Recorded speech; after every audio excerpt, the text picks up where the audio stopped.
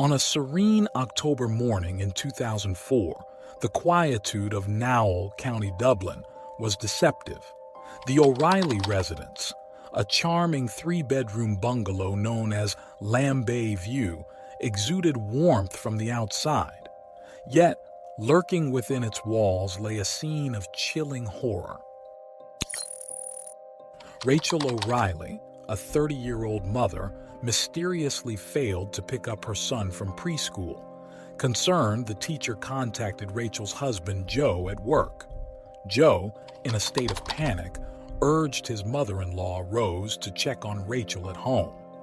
The moment Rose stepped inside, a sense of foreboding enveloped her. The eerie quiet was overwhelming. The house was in disarray, with shattered glass and toppled furniture indicating a violent struggle. Frantically searching for her daughter, Rose's calls went unanswered. Her worst fears were realized upon entering the main bedroom, where she discovered Rachel's lifeless body, brutally battered. The gardaí were swiftly on the scene. Initially, they suspected a botched burglary, but the unfolding investigation revealed a web of deceit, driven by lust, greed, and ambition. Shockingly, all clues pointed to one individual, Rachel's own husband, Joe O'Reilly, a man who had appeared nothing but affable and loving.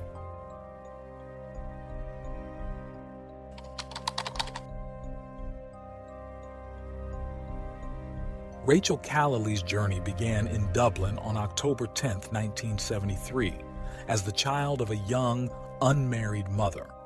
Her life took a fortunate turn when she was adopted by Jim and Rose Callaly, a warm-hearted couple who provided a nurturing and middle-class environment in Ireland's vibrant capital. Alongside her two adoptive brothers, Declan and Paul, Rachel's early years were enriched by the addition of two more siblings, Tony and Anne, as the Callalys continued their journey of adoption. Rachel grew up to be an energetic, adventurous young woman, constantly keeping her parents on their toes. Her love for sports and her outgoing personality made her popular among peers and beloved by her family. This tight-knit family unit briefly relocated to Australia when Rachel was 14, but their hearts remained in Ireland, leading to their return. At 17, Rachel's path crossed with Joe O'Reilly's at Arnott's department store, where she worked part-time. Joe, born in April 1972 into a Dublin middle-class family, exuded leadership qualities as the second eldest of four siblings. His life was marked by both joy and challenges, as his family supported his youngest sister, born with Down syndrome and blindness. The dissolution of his parents' marriage and his father's subsequent move to England deeply affected Joe. Rachel and Joe, both tall and charismatic, quickly discovered common ground beyond their physical attributes. Their shared ambition, sociability, and interest in softball drew them closer. Their relationship blossomed into romance, leading to a magical proposal atop the Eiffel Tower in Paris in 1994. Married in April 1997, the couple embarked on a Kenyan honeymoon, returning to Dublin to focus on their careers. Joe excelled as a team leader at a software company, while Rachel worked in a solicitor's office. They balanced their hard work with a vibrant social life and close family ties.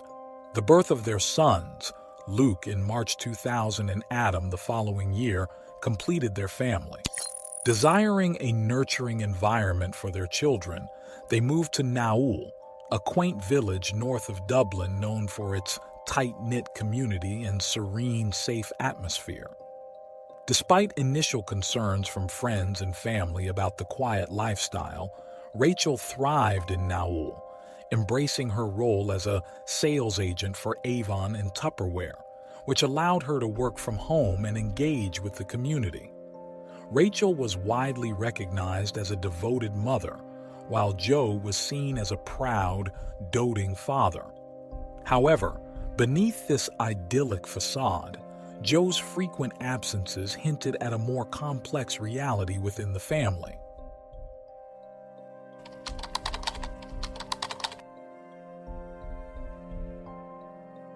Joe O'Reilly, with his effervescent personality and raw ambition, rapidly ascended the corporate ladder in the advertising world.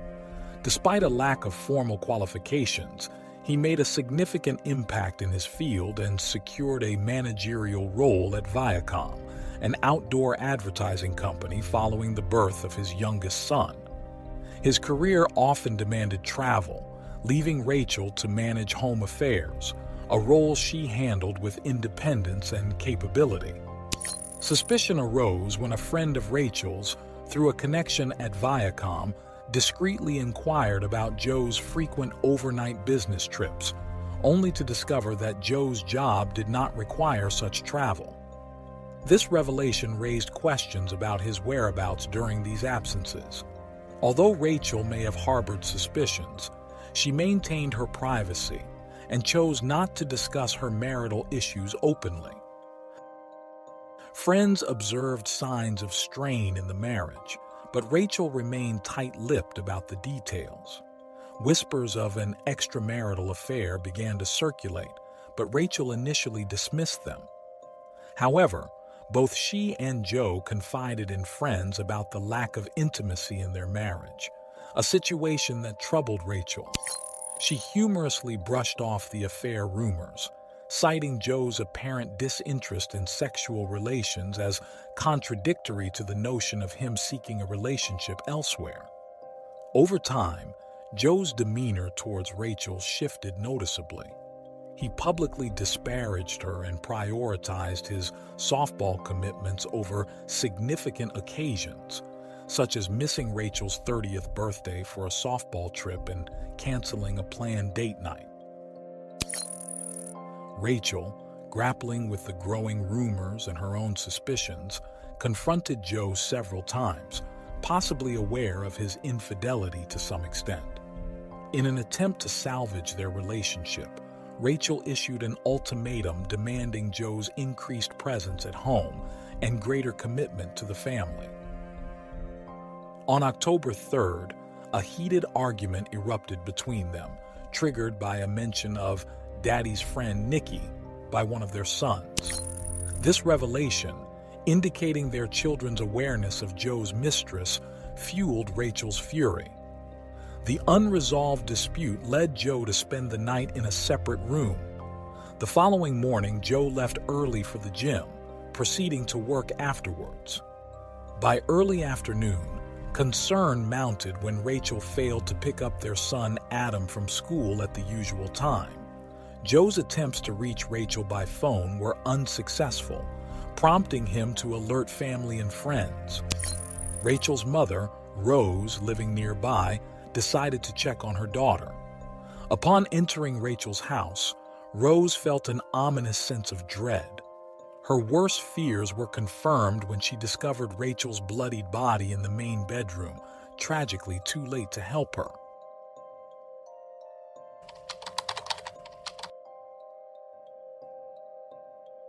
Joe O'Reilly, with his son Adam in tow, arrived at the somber scene where tragedy had struck. Rose, determined to shield him from the harrowing sight, tried to intercept him. She hoped to spare him the agony of seeing his wife, Rachel, in such a horrific state. But her efforts were in vain as Joe, driven by a mixture of shock and perhaps disbelief, made his way to the bedroom where Rachel's lifeless body lay. The garnered, arriving shortly after, were met with a scene that Detective Inspector Pat Mary described as unforgettable. Rachel, brutally beaten, her injuries so severe that they exposed her skull. The house was in complete disarray, suggesting at first glance a violent break-in. Rachel's keys clutched in her hand hinted she was ambushed upon returning home, her assailant leaving behind the cash in her handbag. This detail led investigators to suspect that the burglary scene might have been staged. The autopsy revealed the grim reality. Rachel was a victim of a vicious assault, her death caused by blunt force trauma. The extent of her defensive wounds told a story of a desperate struggle for life. Joe disclosed to investigators a missing dumbbell, suspected to be the murder weapon. Subsequent searches in the surrounding areas and woods of Nowell unearthed some items from the O'Reilly home, but the dumbbell remained elusive. The residents of Nowell were urged to keep an eye out for anything unusual, as unease spread through the community. The killer, presumed to be covered in blood, had gone unnoticed, deepening the mystery and unsettling the neighborhood. As the investigation unfolded, Gardaí painstakingly interviewed those who knew the O'Reilly family. They sought to construct a picture of Rachel's life and understand who might have wanted to harm the young mother.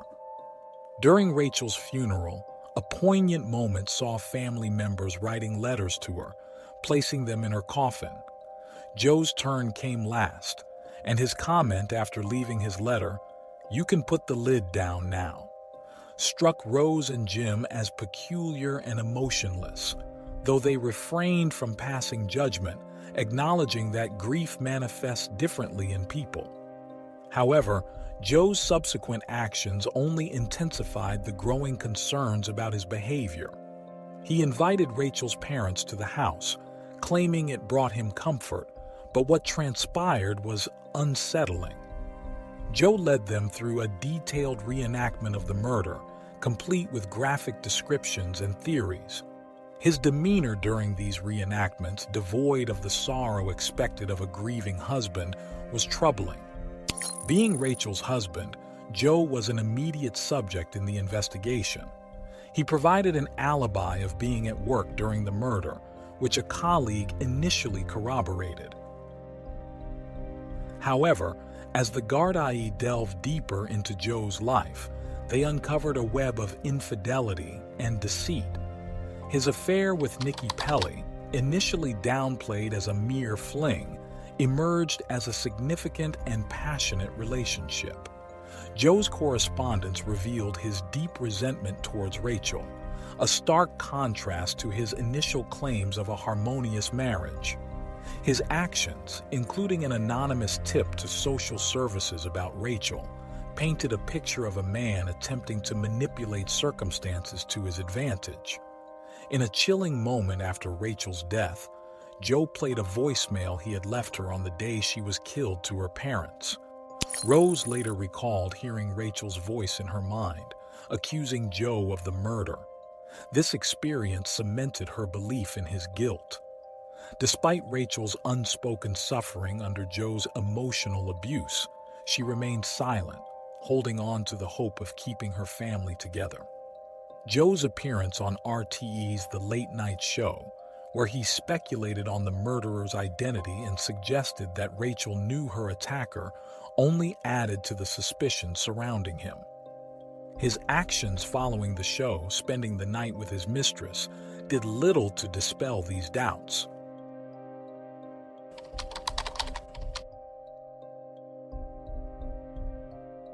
In 2005, the arrest of Joe O'Reilly for his wife Rachel's murder shook the community, sparking a division in public opinion regarding his guilt. His denial of any involvement only intensified the debate. The case took a twist when Nikki Pelly, Joe's paramour, was arrested for withholding crucial information about the murder. On the day Rachel was killed, Joe and Nikki had exchanged 8 phone calls.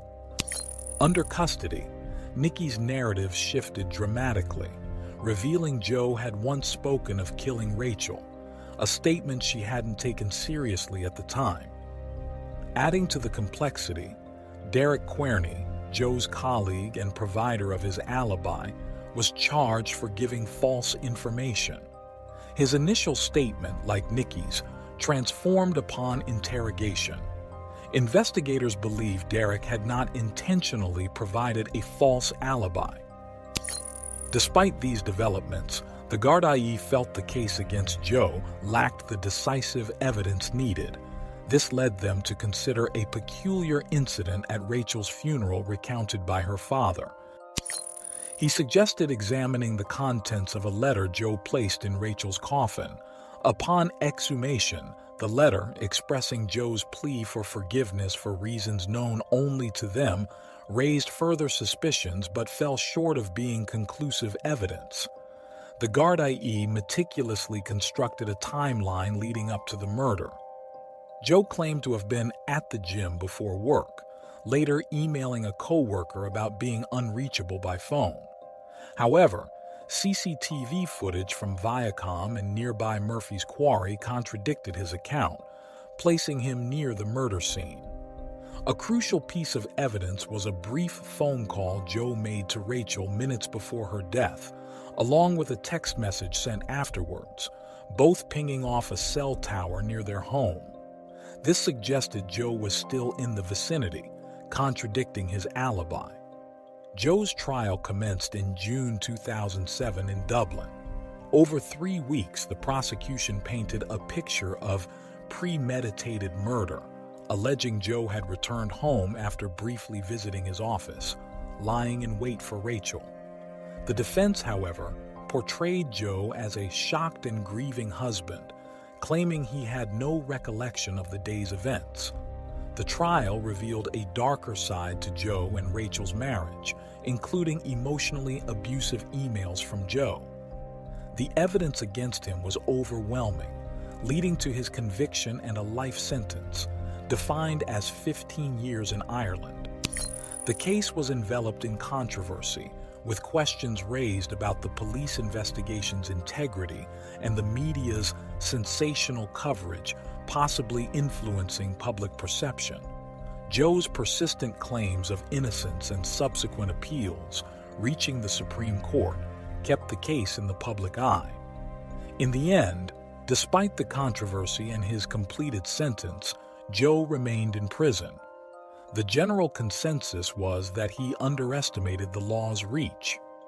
Detective Inspector Pat Mary recalled arresting Joe, noting his shock and the overconfidence typical of a psychopathic personality, believing he could outsmart the system. The tragic loss of Rachel O'Reilly, remembered as a kind, loving person, left an indelible mark on her friends and family, a poignant reminder of a life tragically cut short.